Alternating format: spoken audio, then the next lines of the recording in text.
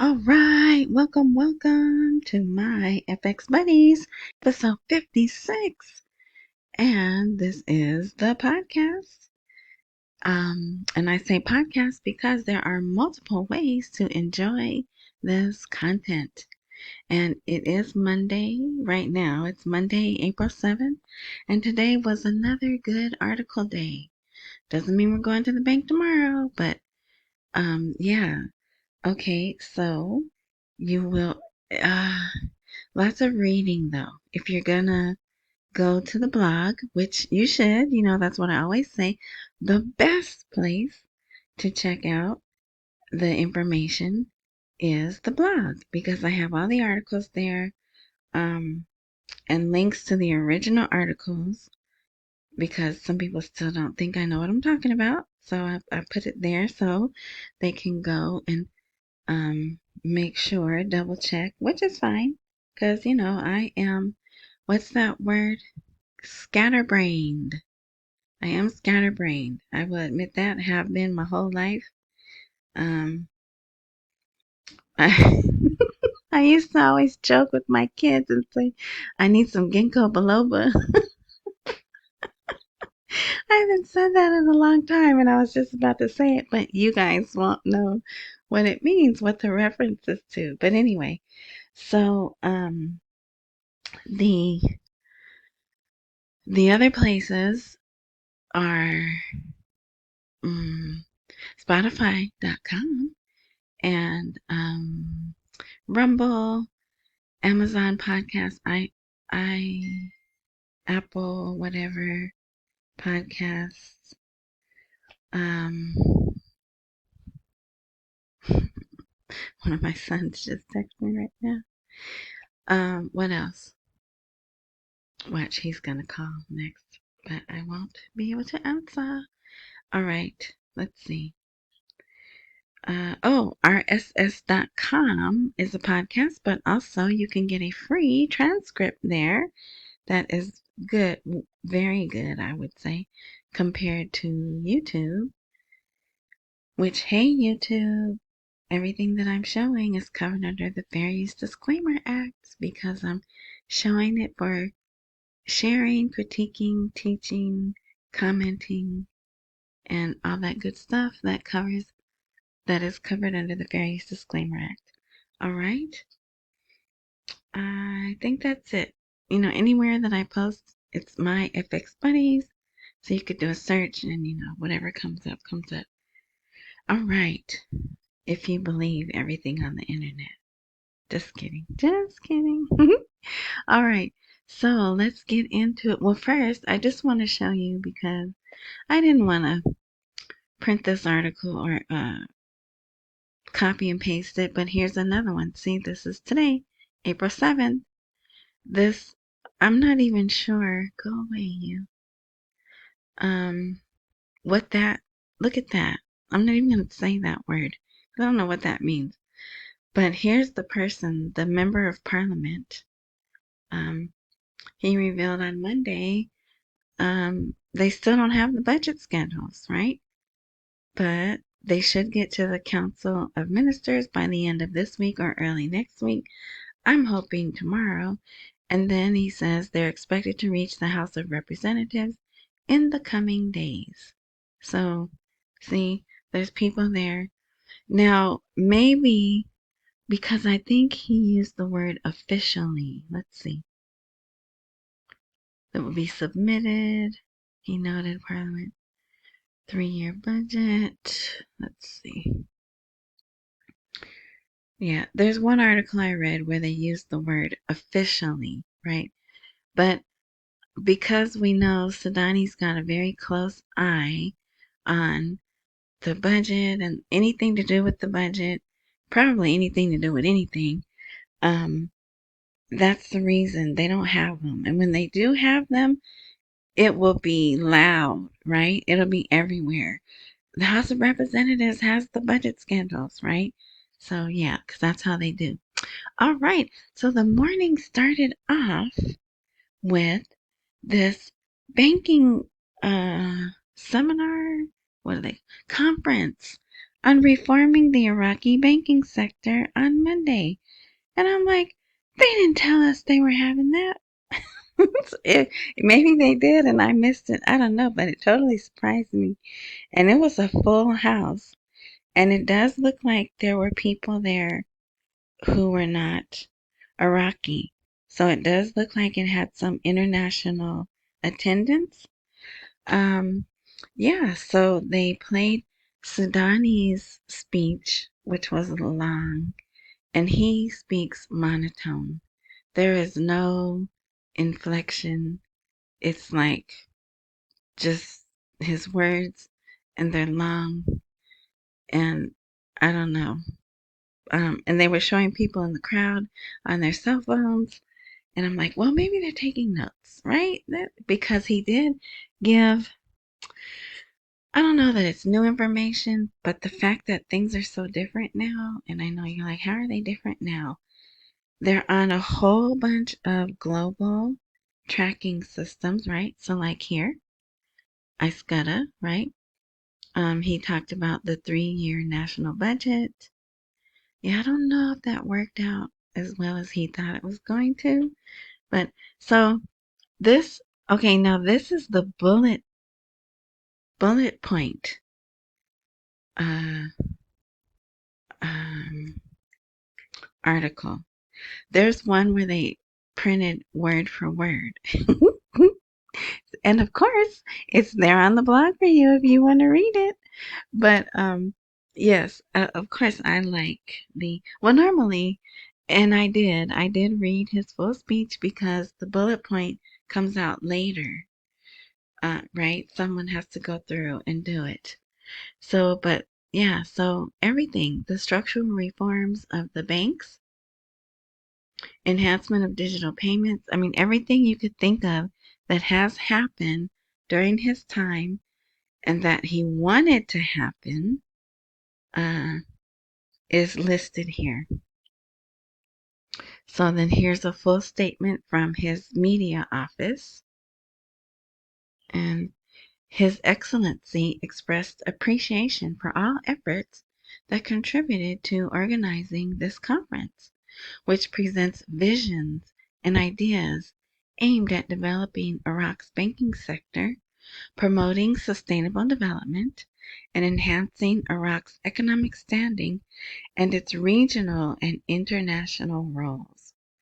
He also commended the efforts of the Central Bank of Iraq, the banks, and the teams from international and local consulting firms for their ongoing work in strengthening and advancing Iraq's financial and banking sectors. So maybe those people that they showed, um, maybe they were the ones from the auditing companies. I don't know, but all right. So here's some more key highlights if you want to read them. Yeah. So, that's, like I said, it's not really anything new. And I don't think, yeah, there was nothing about the exchange rate. If there is anything about the exchange rate, it's what? That they kept it stable, right? All right. So here, the Central Bank of Iraq's, okay, and this was big news over there. I guess they want all the citizens to see it. The Central Bank of Iraq sets new controls for the use of bank cards abroad. And everything looks the same to me. It doesn't look like any new information. It goes into effect April 8th. Now, I will say this, I don't remember them having a limit on treatment. So maybe that's the only um, new change. But this looks the same. This looks the same. Yeah, but they have to put it in order. I mean, they have to put it in writing, right? Because then if it's not there, the people who are going to break the rules, because there's always rule breakers, right? Um, they'll say, well, you didn't say I could only go to this amount, right? So maybe that's why they're doing it. I don't know, but that was definitely out there. And it says, well, the new cards. So maybe they made new cards that are faster, maybe faster, processed in more places. I don't know. Who knows?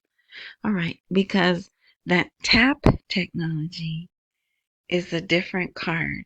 There's some cards that still don't have that tap technology, right? So maybe that's what it is. I don't know. Okay, let's see. The central bank announces reforms aimed at modernizing the Iraqi banking sector. Okay, this was also announced, but you see, this is the private banking. And all of this, here we go, 2026. The first evaluation cycle is expected to begin in the first quarter of 2026. So I'm like, uh, you could have left that out. We didn't need to see that today. But it does, it's good to know because what do? They do the public banks, the state banks, public banks, whatever. They do them first, then they do the private banks, and then they do the Islamic banks. So yeah, and then it even says here in the coming months, detailed criteria and timelines for implementing the reform process will be shared. And remember, the private banks, they were the last to get on the new system. They still wanted to go um, not transparent and not go through the auditors. Yeah, but finally, someone talked to them, probably Sudani, and they got on board. So now this is from Kurdish News. There's a picture here, but it didn't show. But that's the picture that should be there. All right, and so their expert is saying about 80% of money in Iraq is kept outside of the banks. So here's their expert. They explain that it's lack of trust. That's what's holding the people back. And he even, if it's a he, I don't know, the expert, I'll just say that, um, emphasized political instability, sectarian conflict, which is a bigger deal, I think, in Kurdistan than it is in the main part of Iraq. Terrorism, fluctuating value of the dollar and dinar are the main factors contributing to this distrust. So see, they said a little bit more than Mohammed Saleh did. And then the lack of access to modern banking services, particularly in rural areas. Someone told me how to pronounce that word the right way, has further compounded the problem, leaving much of the economy operating outside formal financial channels. So, yesterday, episode 55, I think I mentioned, so Sudani went to what I learned. So I read another article, but I don't know where it is. So there is some pushback on him. Remember I said Maliki is trying to interfere with his second term, which he does want. Sudani does want second term. So when he went to meet with the sheikhs and the tribal people, he took them gifts. Now see, they didn't show that on TV. But it was in the article, and they did say he went to visit them asking for his support, for their support, not only for the government program, but for his second term. And I just thought it was interesting because that he was dressed, they have like a brown robe with really ornate weavery, weavery, I don't know, because it wasn't embroidery. It was something very nice though. Um, and then the head thing that they wear, he had all that on. And yeah, so all right, I just wanted to let you know that I did read that. So here's more about the opening of the banking sector. And I know it's irritating, but you have to read. Well, you don't have to, but if you ever wonder why does she have 6 articles about the same thing, because one article could have one sentence that another article doesn't have, but it's good information. And so I don't like doing excerpts because actually that confuses me sometimes. So I just put the whole thing, there. But here, Atwana Twani spoke, Aliyah Locke spoke. I believe the investment guy spoke, but they didn't show him. They didn't have a picture, a big billboard or whatever this is with his picture there, but he's in the crowd. So yeah. So this here, he talked about pretty much the same thing, but remember, Atwana Twani is the head of the Parliamentary Finance Committee.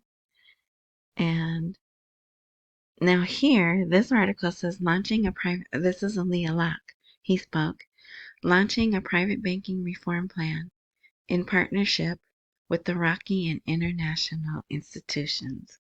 So see the word partnership there.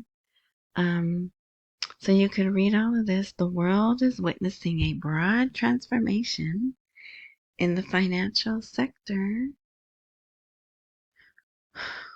I just lost my place.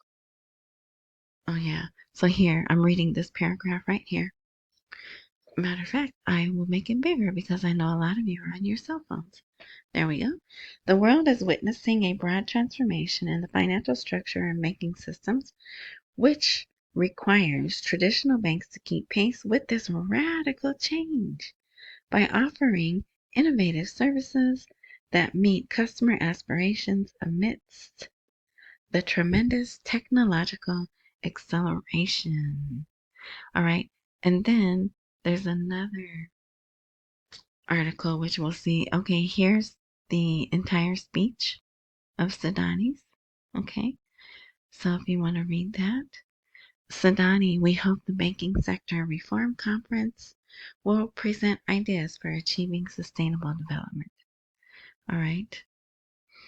And see, they keep using this word ambitious projects. They've been praised by the World Bank and IMF. And then the closing paragraph was really good, but this, we're already at 17 minutes. All right, buy me a coffee. Thank you to those of you who have and who want to and will. Thank you. Okay, so now, Aliyah Locke. Digital currencies will reshape the traditional banking system. So he didn't say that. They didn't put that in the article that I just read you, right? Right before that. And it's the same thing in his speech at the Iraqi Banking Sector Reform Conference. So, see, that's why you have to read, you don't have to, but if you want to get the full picture, you have to read more than one article. And that's why I post more than one article. So, yeah, that's how they're going to keep pace with global transformations. AI, also, artificial intelligence. And then also there is the media, one of the channels that I watch, they have a magazine, a physical magazine that you could ask to have delivered. But in the magazine, they have an ad for Chat GPT. Chat GPT. I can't imagine what it says. It's in Arabic, but I recognize the little symbol, right, for the Chat GPT. So I thought, man, they are just really moving right along. I can't recall the last time I looked at a magazine. Even longer since I bought one. Because one day I turned over a magazine and it was $12. I said, oh, heck no. I am not paying $12 for this. And I think it was The Economist. I used to like to read The Economist. And I think now that's like double the price. Anyway, you guys don't want to hear all of that. Okay, so the big news. the largest U.S. trade delegation representing 60 companies arrives in Baghdad to enhance economic cooperation. And so, for those of you who leave in the comments, why do you think June? And I tell you, I reply back, I knew that the new administration was going to make changes, and here they are. These are new, I guess, businesses. There's 101 members, and they really are only going to be there 2 days, the 7th through the 9th. So that was the short article that came out in the morning, and this was the longer one that came out. The U.S., so they met, I guess they first landed and they went to the U.S. Embassy.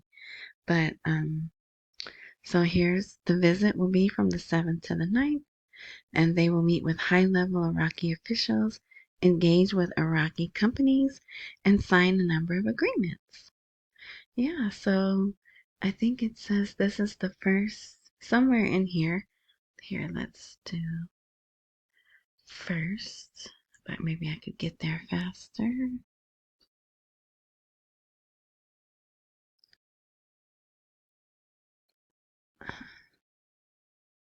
This is the first U.S. Department of Commerce approved trade mission to Iraq and the largest U.S. trade mission to Iraq in the Chamber's history.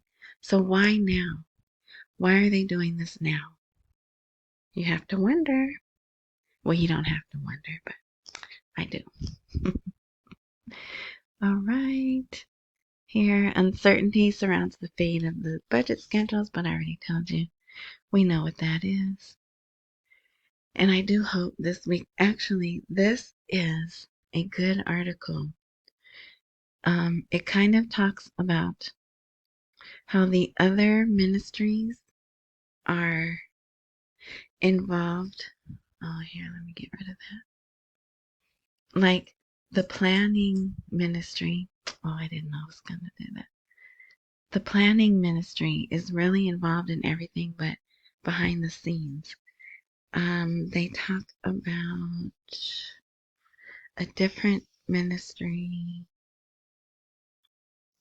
But yeah, so, because I wasn't going to read it, I was like, oh, there's probably nothing new in here.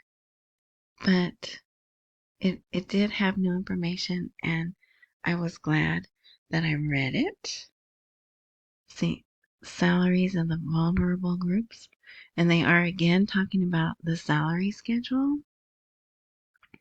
Maybe they'll be able to vote on that. Some of the groups want it back on the voting table, I guess, is how you would say that. So, yeah, if you want to read that, it turned out to be more interesting than the title leads on. All right. And this came out later in the day, which I think is good news. Oh, well, let me finish this. Okay. Report. U.S.-Iran talks to be held in Oman on Saturday. And even with this, they have to be controversial. So let me see. Here, our new president, we will hold direct meetings with Iran next Saturday. We might reach an agreement, and that would be great. But Iran is like, no, they're not going to be direct. They're going to be indirect, right? And so I'm like, wow, that set them off.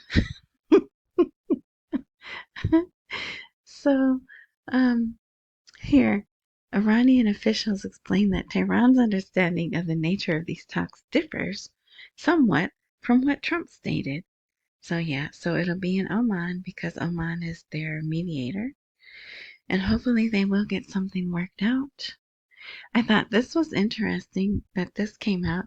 No significant barriers left to resume Kurdish oil exports. Isn't that, when did they talk? When did they meet and talk? Because last I read, they were still kind of blaming each other, right? But now, no, there's no significant barriers left. So it doesn't even say when they spoke. But, whatever. It says only minor technical issues remain to be resolved. And adding that both Baghdad and Erbil are rushing to resume exports that they need to do. All right, then there's a little history about it. And yeah, so only a few specific points to reorganize the exports remain. And this guy, Hasnawi, points he expects to be resolved soon. Yeah, so there's a little bit more if you want to read that. Now this is the last article. Well, there's one more, but look at this. Isn't this an interesting image? I think the only thing, no, they do have poison. Isn't that the sign for poison? It seems they have every hazard warning they can have. Where's this person running to? If you ever come to California and you go down by the border, they have signs of a family running. And what that means is look for people running across the border. Isn't that interesting? So, but I'm wondering where would people be running from? I don't know. But anyway, so I made this the last article, Challenges Facing the Iraqi Government. It's like a summary, and look how it's formatted.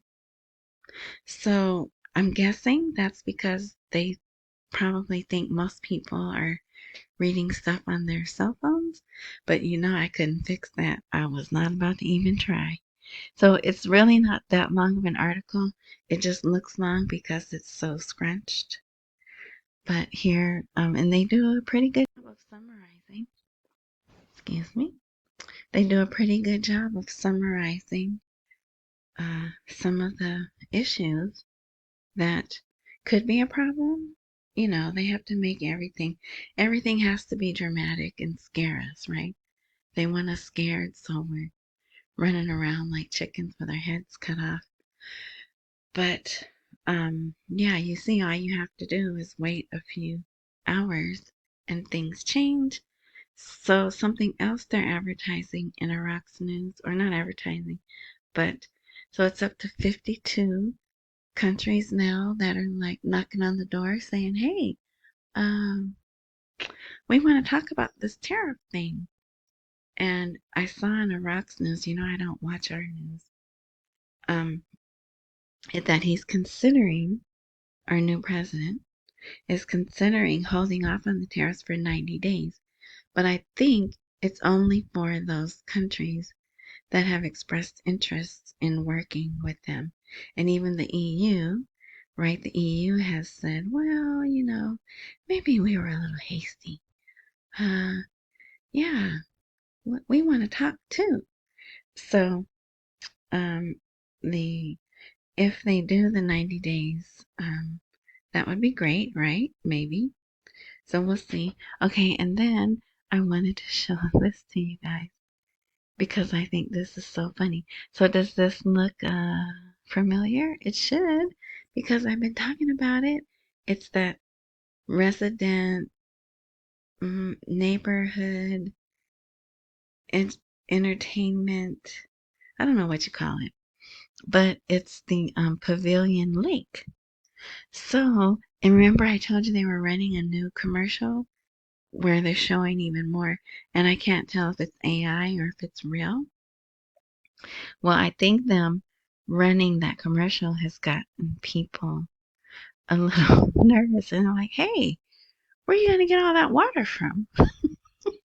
So it says, the company implementing the Pavilion residential project, see, that's what they're calling it, in Erbil, announced on Sunday that the artificial lake it includes will not impact the city's water sources, affirming its commitment to environmental standards and the use of sustainable systems that rely on water recycling without the need to consume natural water resources. So they had to come out and make that announcement. And if you have not gone to see that, it's amazing. It's going to be amazing. And I can't think of the website off the top of my head, but I'll put a link to it right before that, right before the article that's scrunched. I'll put the link to the pavilions thing. All right, so that's it for Monday, and it's just Monday. So let's see what the rest of the week brings. Yeah, so thank you. And let me say, accumulate while we wait for the rate to appreciate. Don't miss any mails and pay all your bills. If there's a like, subscribe, join, follow, whatever type button, wherever you are listening or watching me, this rather, because I keep myself off camera. Hey, another thing they're doing, in Iraq's news, they are making, I'm going to go over 30 minutes again, sorry. They're making people's images like comic book characters. I don't know, that's probably not the way to describe it. But they even said they're doing it to protect the actual people. If they want privacy, what they'll do is they'll make, you can use AI. AI is just out of this world. But you can make people look like cartoon characters or old-fashioned Bible story images. I don't know that that's the only way I can describe that. Anything, all kinds of ways. So, yeah, they're doing that in more and more articles, mostly personal. No, what do they call them? They have like a beauty section, a fashion section, sports. Some lady is about to be arrested because she was wearing Bermuda shorts. Bermuda shorts. Oh, but she may or may not have been drinking alcohol also. So so instead of showing her real face, which if she's on social media, that means her images are all over everywhere, right? But I guess while this case is going on, they're showing her as that cartoon image instead of uh, her real image. Can you imagine? She's gonna go to jail probably just for 4 months. I mean, that's still, I know that sounds crazy to say just for 4 months, but because she wore Bermuda shorts and she may or may not have been drinking alcohol. Anyway, so before you start grumbling about how much you hate living where you live, think about that. All right. All right. So sorry, didn't mean to go there, but someone will appreciate that I said that. So yeah. All right. Thanks again for listening. Enjoy the rest of your morning, night, noon, whatever time frame fits for you. And until next time, which will probably be tomorrow, and I forgot to say, you need to hit those buttons because I don't update regularly. And if technology works as it is supposed to, when I do update, you'll be notified. All right, I'm done now. Until next time.